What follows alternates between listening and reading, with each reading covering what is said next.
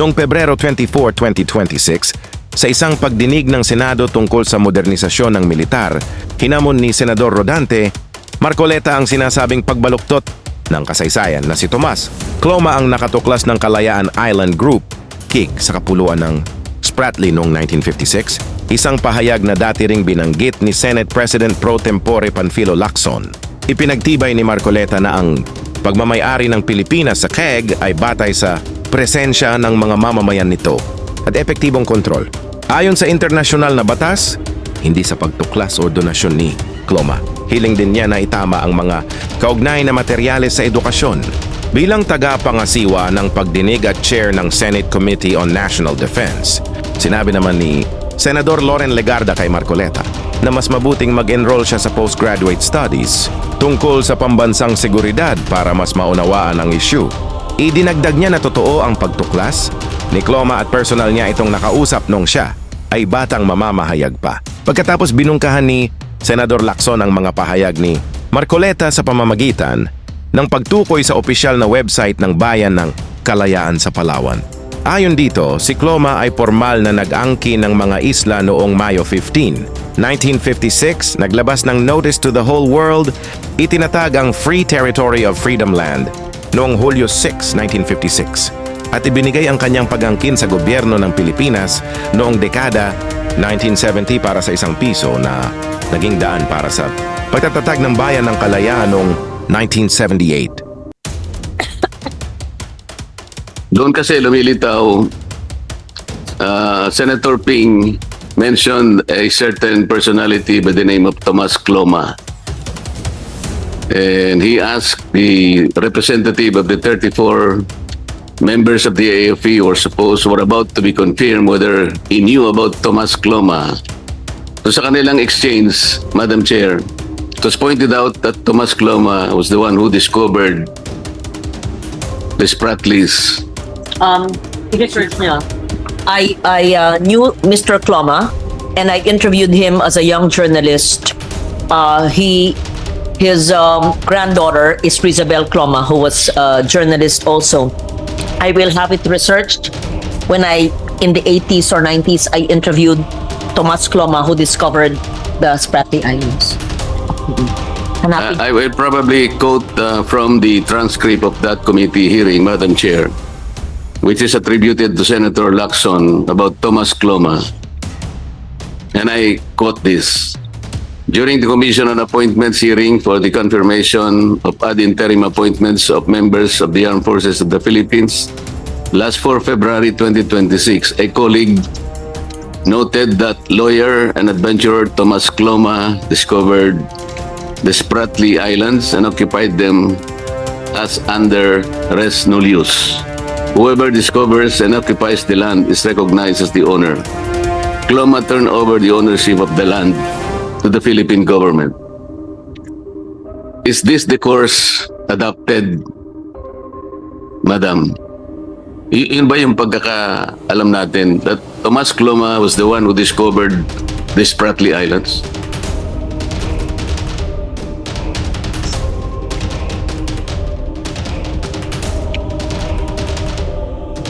That's an story. Allow me to explain. Sinabi kasi ni Senator Ping doon, as the one who discovered, allegedly, the Spratly Islands, he turned over it to the Philippine government. And he said that President Marcos Sr. formalized that turnover. Yun ba yung part ng course? Is the syllabus really very clear on this, that Tomas Cloma discovered the Spratly Islands and it was turned over to the Philippine government because he was the one who discovered it? Yun ba yung history na pinag-aaralan dito sa Command and General Staff course? Kasi ito yung kinuwento ni Senator Ping, and it seems to me that Captain Pilar, who represented the 34 members of the Armed Forces, confirmed that. I just want to confirm now before you kung talagang ito yung tinuturo sa course na ito. Good morning to our distinguished senator. Yes, If I may be allowed to respond, sir. If the statement came from the AFP Command and General Staff College I believe... No, this statement came from Senator Ping. That's why I'm trying to clarify and have it confirmed kung totoo ito ang itinuturo. Kasi sabi nung captain, he took this course in Camp Crame.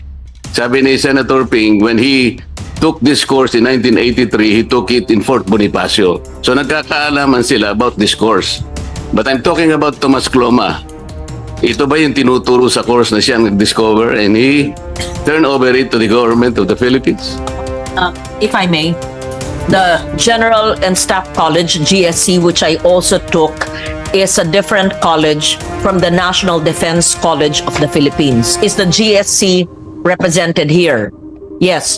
Perhaps, Senator Marcoleta, if the statement made to your honor was sa GSC, maybe the GSC would be in a better position to answer if this basic information on the Spratlys is being taught. Yes, that is better, Madam Chair, because I rather thought than that the iba po yung National Defense College. akala ko kasama rin doon Iba sa... po yung General Staff College, although parehong alma mater ko. But may I, hindi sa ayaw ko pagsalitain ng ating presidente ng NDCP, pero sabi nyo, GSC ang nagtuturo niyan.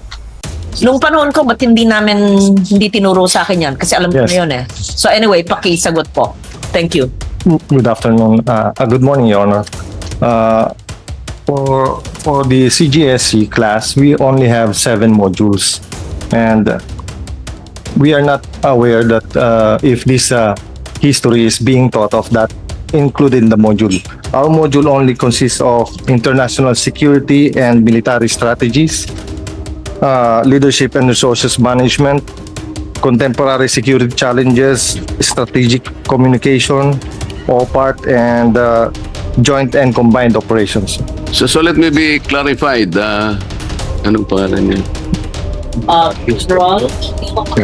Hindi ko po makita yung pangalan niyo. Will you please identify yourself? Brigadier General Alexander Gigantones, sir. General, am I now made to understand that Thomas Cloma is not a part of this general command and general staff course? As I am aware of, sir, none, sir. But I have to check with the course director himself, sir. And I'll get back to you, sir. Yes, because I'd like to inform you that Senator Ping mentioned this during our hearing, and Captain Pilar responded quite quickly that he knew also Tomas Cloma. At hindi siya, kinonfirm niya yung sinasabi ni Senator Lacson because he did not object to the narratives that was fed to us. Sinabi niya, Tomas Cloma is the one who discovered Spratly Islands. And as the discoverer, he owns it. So dinonate niya sa Pilipinas, and this was formalized by President Marcos Sr. As a matter of fact, sabi niya, this was also formalized by the arbitral ruling. He was referring to the 2012 arbitration in the South China Sea arbitration. Yes, sir. So wala ito sa course ninyo? We don't have military history module in our CGSC. Bakit kaya niya sinabi na, did you take up your command general staff course at Fort Bonifacio? Sabi niya. Sabi naman ni Captain Pilar, no sir, I took it at the at Camp Crame. So parang nagkakaalaman sila na meron talagang command and general staff course. And do you know kanya Tomas Cloma? Yes sir. Doon niya in-introduce na si Tomas Cloma is the one who discovered Spratly Islands. So walang course na ganito. Wala po, Your Honor. As of now, Your Honor.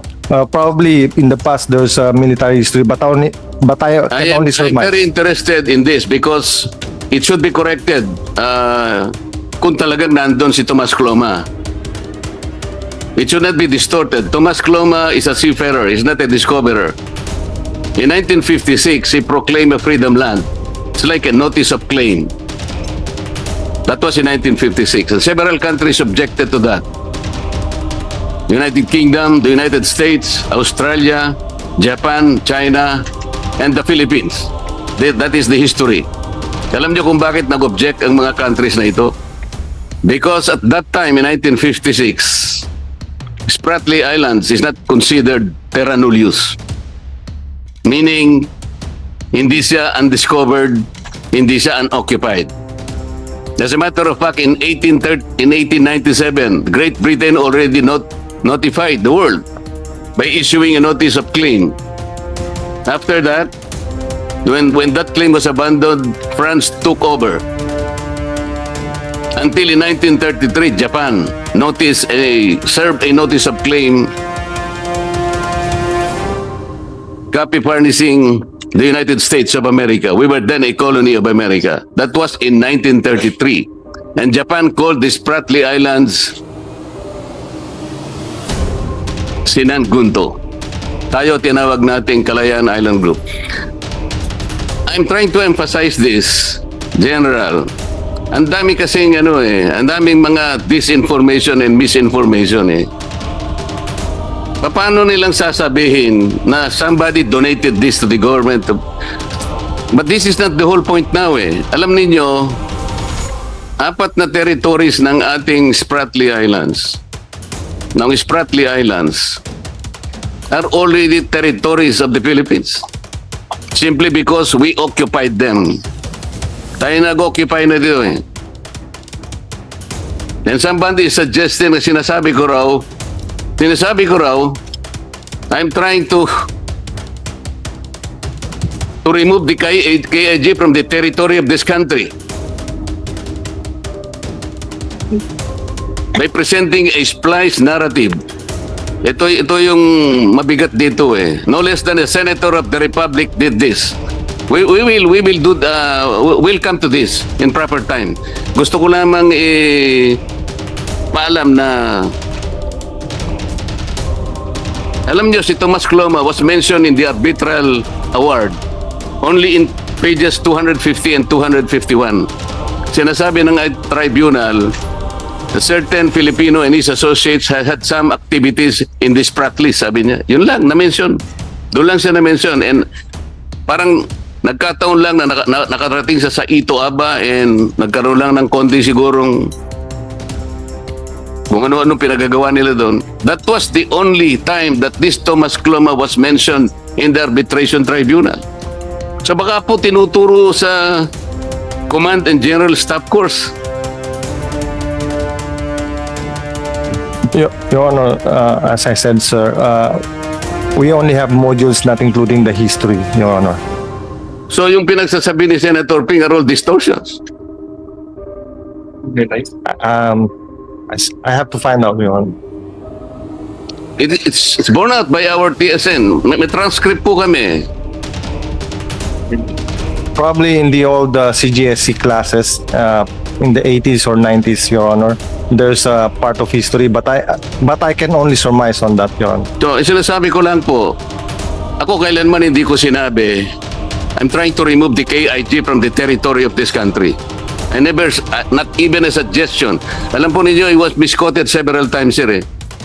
When we were meeting at the CA, I was only trying to emphasize 2 things. The difficulty of plotting the West Philippine Sea because of several obstacles.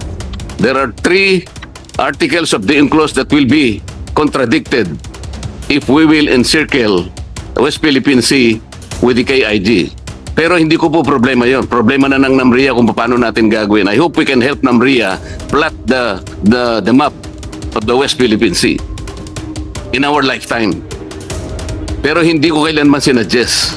Sinabi ko lang, napakahirap talaga kako. Alam mo, after 14 years, you may want to look back at Administrative Order number 29, which was issued by President Pinoy in 2012.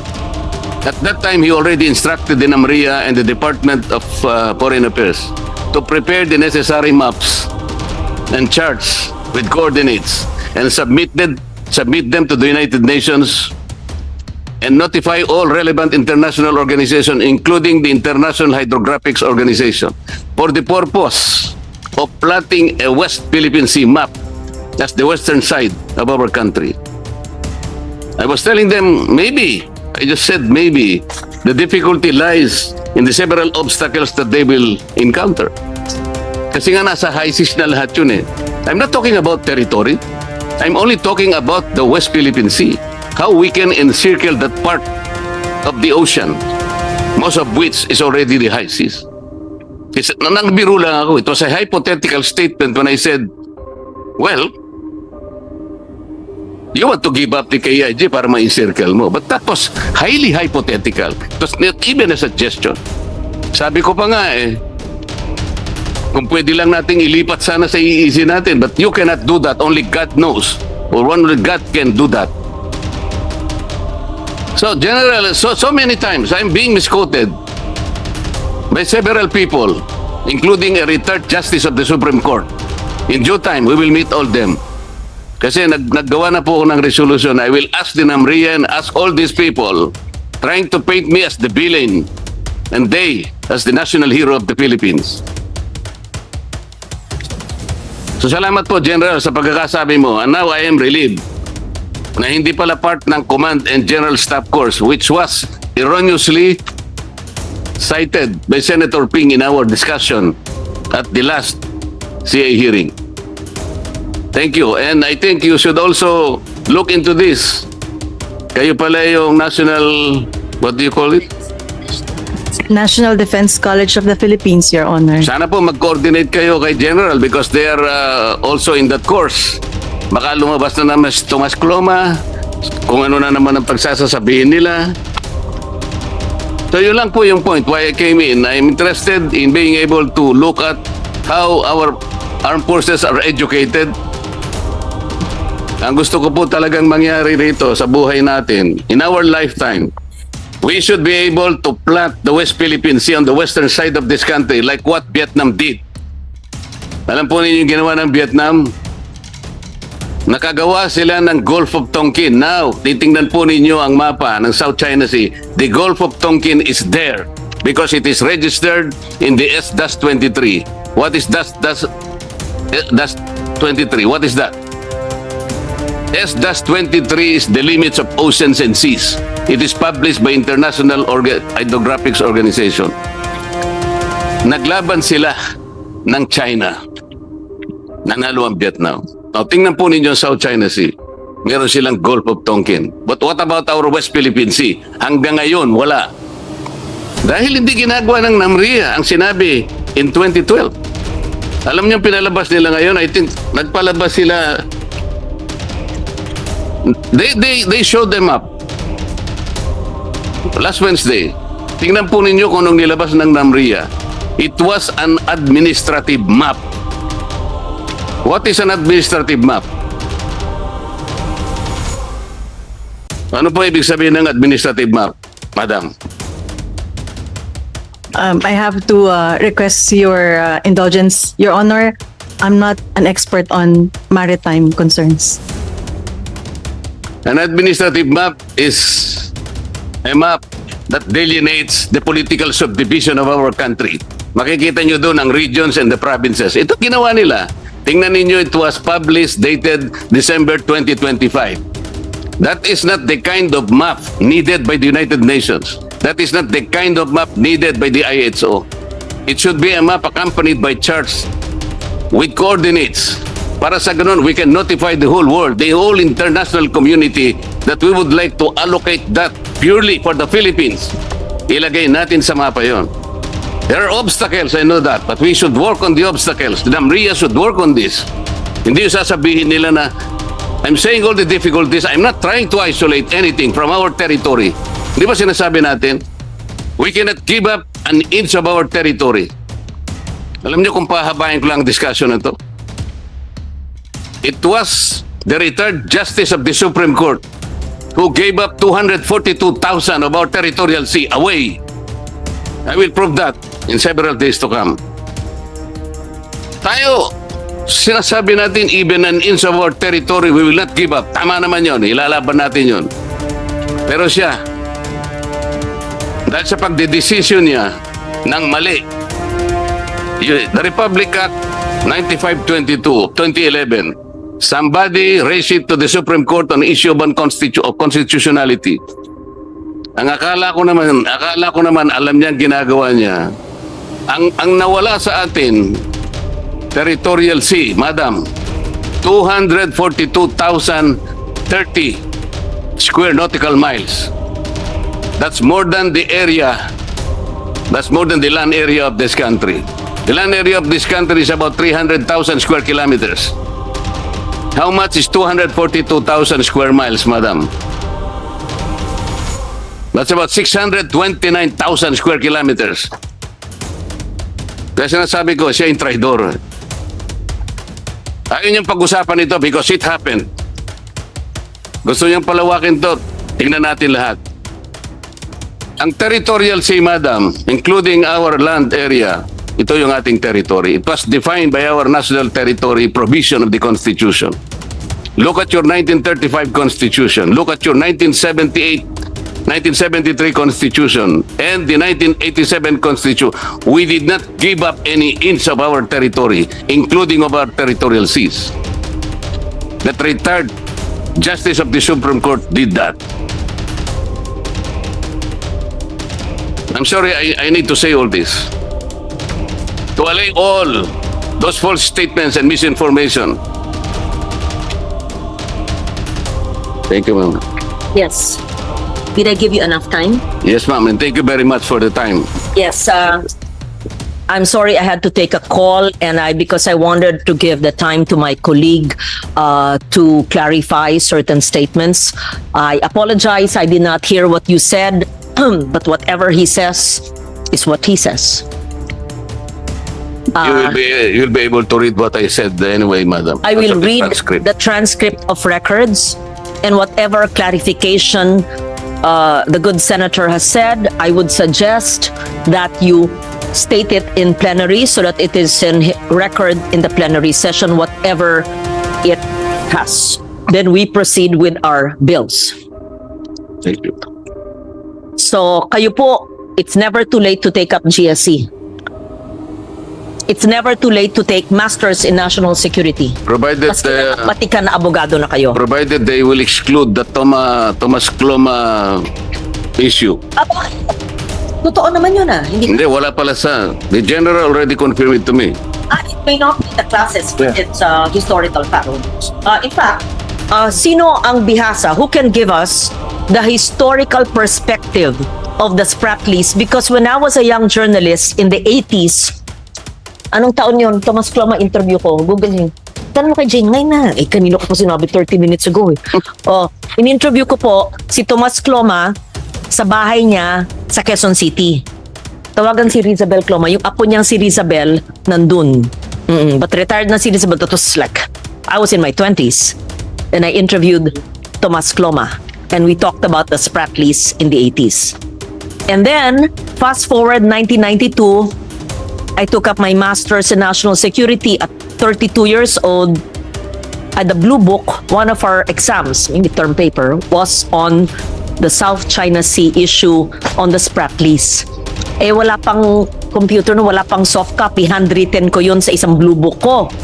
Mahahanap kaya ng NDCP yung Blue Book ni Loren Legarda noong 1992. Kung meron yun, as early as 1992 po, ay sumusulat na ako about the Spratly Islands. Madam Chair, wala po akong problema kay Thomas Cloma kung ang pinag-uusapan lang nakarating sa Ito Aba, kasama niya yung kanyang mga associates, sapagat nakarecord ito sa history ng arbitration. At siya rin naman ay nakapunta sa kanyang mga associates. Very briefly, sabi ng arbitration, nandun siya, pero wala siyang residence doon, hindi man siya nangisda doon. They were talking about historical rights of who fish in that area, who mine in that area. So nabanggit talaga ang pangalan niya na he had some activities, although briefly, in the Spratlys as well as in Ito Aba. Yun ay hindi natin pwedeng alisin sa history. Ngunit, kung itinuturo po nila na Tomas Cloma ay siyang nag-discover ng Spratlys, ang dami pong bansa ang talagang nag-object. Kaya baka mamamali po yung mga estudyante na magte-take up ng course na yan. At lalong-lalo naman, hindi niya i-donate because paano niya po i-donate? On record po ito, the Philippines is one of those countries who objected kasi nga hindi siya terra nullius Meaning to say, there are a lot of discoveries already prior to 1956 when he declared a freedom land. Yun lang po ang part na dapat wag nating susundin dahil mali yun. Lalong-lalo naman na sinabing dinonate. At yan daw ay formalized sa Presidential Decree 1596. Maling-mali po yun. Kahit basahin po ninyo yung PD 1596, wala pong sinasabi tungkol kay Tomas Cloma. Yun po yung lang gusto kong burahin natin Pag-aari po natin yung occupied territories natin, not because they were discovered or donated by Thomas Cloma. Pag-aari natin simply because nandun ang mga tao natin and we have effective control. Under public international law, kung sino merong effective control, siya yung may-ari. That's the status now. So wag nating sasangkot si Thomas Cloma sa mga bagay na hindi tama para sa kanya. So yun lang pong i-correct natin. Let us cleanse the part of that course na pinalalabas na discoverer siya at dinonate na at pinormalize ni President Marcos in his presidential decree. That was all wrong. That is historical distortion. I think that is very, very clear, General. Thank you po. So, nakikinig. Pasensya na po. Oh. 1991 po, nakilala ko si Tomas Cloma. Oo, 1991 pala. Sige. Nakinig po ako. Sige, then I'll have a transcript. Have you clarified? You want to read something to record?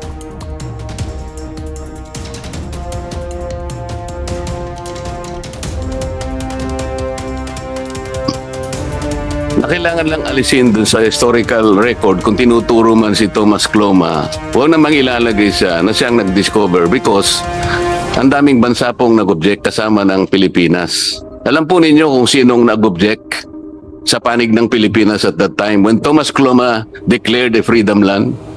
Do you know who represented our country when he himself objected to the declaration of Thomas Cloma?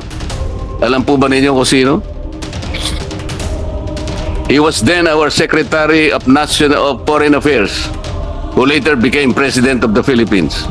Who is he? Carlos P. Garcia.